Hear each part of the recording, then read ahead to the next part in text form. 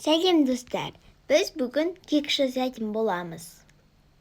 Ол үшін бізге 2 жұмыртқа және 2 үлкен ас қасық қант, ас қасық сұйық май және ұн және қамыр қопсытқышы керек болады. Ең бірінші біз 2 жұмыртқамызды табамызға жаратын боламыз.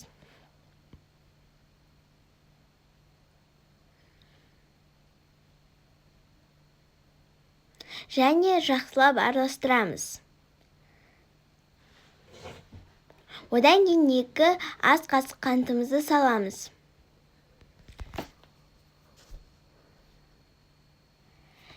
Және 2 ас қасық сұйық майымызды қосып жақсылап араластыратын боламыз. Және біз ұнымызды қосамыз. 1 кесе ұн.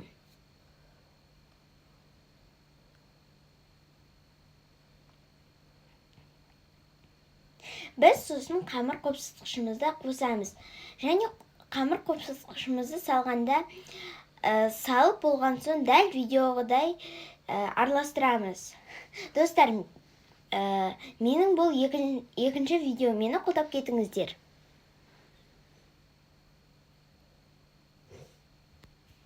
Енді кекістің ыдысына саламыз.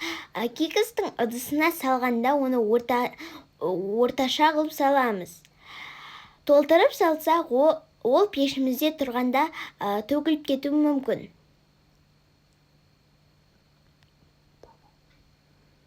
Және біз табаны қыздырып қойдық.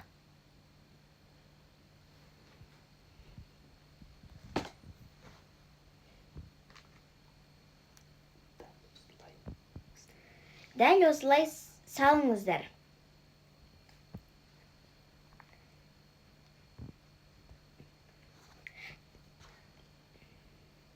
Және оны пешке саламыз. 20 минутта дайын болады.